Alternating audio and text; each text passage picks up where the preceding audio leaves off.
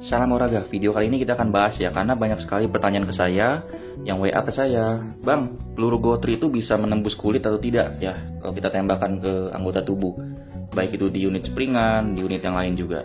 Sekarang kita akan kupas tuntas ya, mengenai peluru GO3 itu seperti apa, sesuai dengan jam terbang saya dan pengalaman saya ya.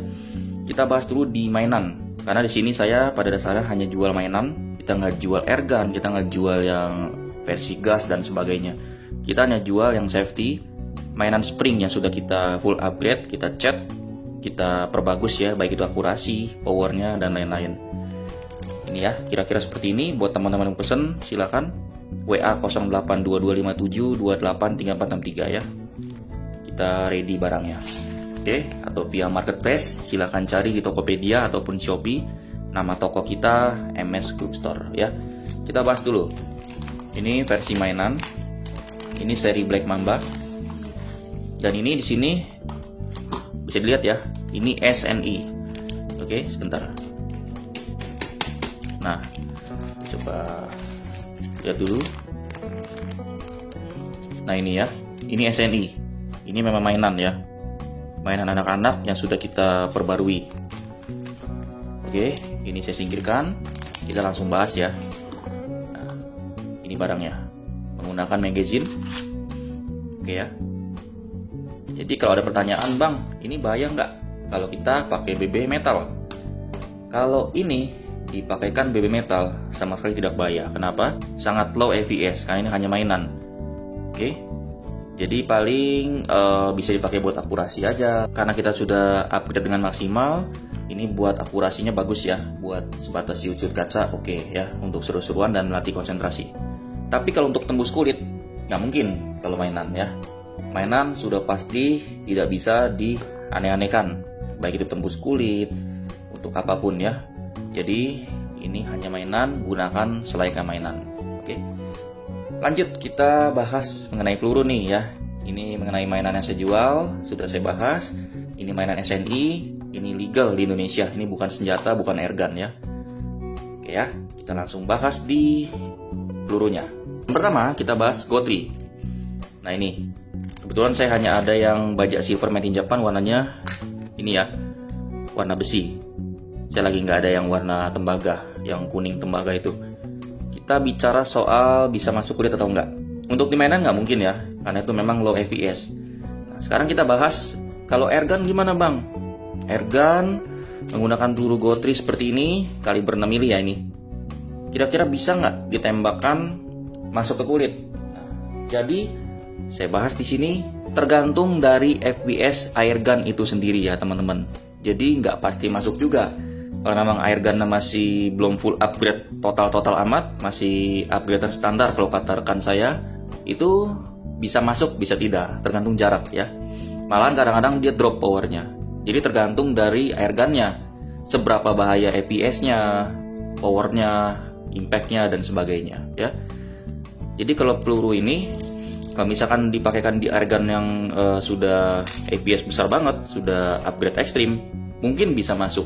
Mungkin bisa, mungkin tidak juga. Kenapa?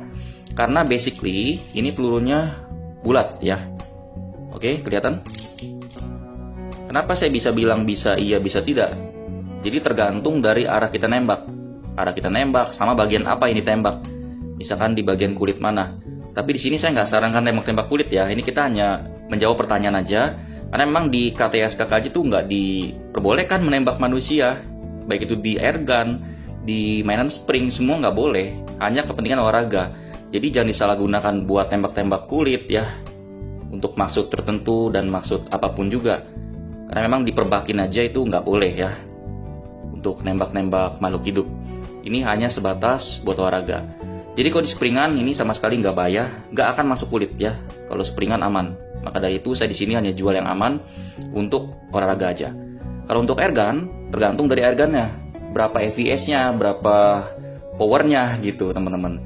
Kalau misalkan upgradean masih biasa, ya tergantung jarak ya. Bisa masuk, bisa enggak. Tapi kalau upgradean sudah ekstrim, bisa masuk, bisa tidak juga ya. Tergantung dari arah BB-nya, arah pelurunya. Sama dari tergantung gas CO-nya.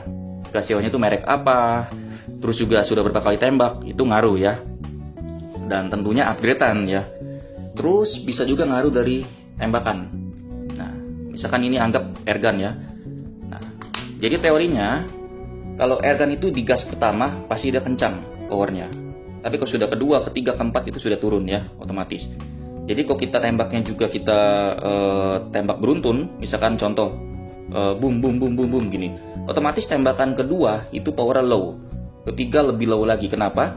Kalau airgun harus tembaknya pelan-pelan, jadi boom, diamkan dulu, boom, diamkan lagi, boom.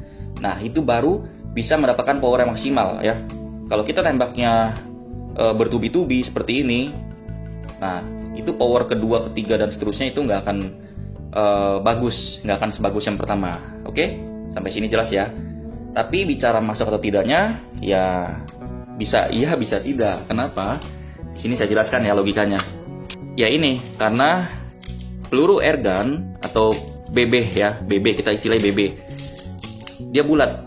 Kalau bulat ini cenderung untuk tembus kulit ya, kalau lagi pas ya masuk, tapi kalau lagi nggak pas nggak masuk. Kenapa? Karena kan kulit kita elastis teman-teman, tergantung bagian-bagiannya gitu. Kalau kulit kita elastis ya diadu sama peluru yang bulat seperti ini, ngeround, ya bisa masuk bisa nggak, tergantung dari arah pas nggaknya gitu ya.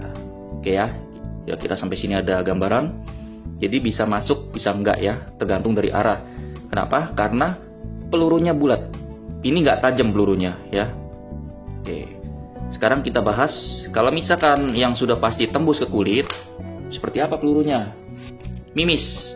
Kalau mimis ditembakkan ke kulit, mau jarak misalkan 2 meter, 3 meter, sampai 5 meter dan seterusnya, menggunakan senapan PCP yang minimal tekanannya 2500 PSI, itu sudah pasti tembus ke kulit ya. Karena apa? Ini tajam ya, karena beda, sangat beda sekali kalau kita bandingkan. Nah ini ya, ini kaliber 6 mili, ini juga ada 4,5, ini kaliber 4,5 untuk mimis ya. Jadi sudah sangat beda jauh. Ini bulat, ini cenderung misalkan kalau belum upgrade kencang-kencang amat ya bisa aja nggak bakal tembus juga ke daging, ke kulit. Misalkan kalau upgrade ya kencang banget, tergantung jarak dan tergantung dari arah dan apa bidang apa yang ditembak, bagian kulit mana. Tapi di sini kita nggak sarankan ini buat tembak-tembak kulit ya, karena ini memang untuk olahraga, ya gunakan untuk olahraga gitu. Oke. Tapi kalau kita tembak ke tubuh, ke bagian kulit menggunakan PCP ya, mimis nih. Oke, kita nggak usah bicara yang senjata aneh-aneh dulu. Pakai PCP, pakai mimis saja seperti ini. Jarak 5 meter sudah pasti jebol ya, ke bagian tubuh manapun. Kenapa? Karena ini runcing, ini lancip, ini tajam ya. Kalau kita hajar ini dengan FPS PCP yang lumayan ya tekanannya, otomatis tembus ya, bisa bersarang di kaki. Oke, sampai sini jelas ya. Jadi ada gambaran nih mengenai question tadi, bisa tembus apa enggak ke kulit. Ya tadi sudah saya jelaskan gitu. Kalau ini ya pelurunya bulat.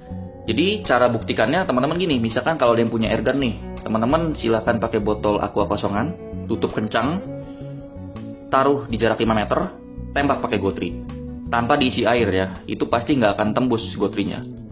Kalau misalkan tembus ya mungkin lagi beruntung ya. Tapi sejauh dari eksperimen saya dulu-dulu, karena saya juga dulu pernah benerin punya kawan juga, nggak akan tembus kalau kosongan. Tapi kalau saya tes pakai PCP menggunakan mimis, tembus 2 sisi meskipun botol aquanya itu nggak diisi air. Dari situ ada gambaran ya. Kalau peluru bulat ya cenderung agak susah untuk tembusin kulit. Maka dari itu kenapa airgun masih sah-sah aja. Misal kalau bikin KTSKK dipakai sama buat latihan tembak sama warga-warga sipil ya oke-oke aja.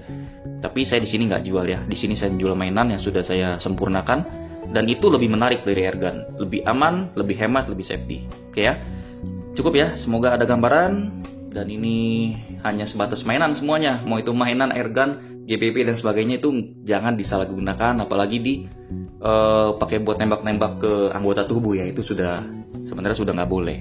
Oke ya, terima kasih dan salam olahraga.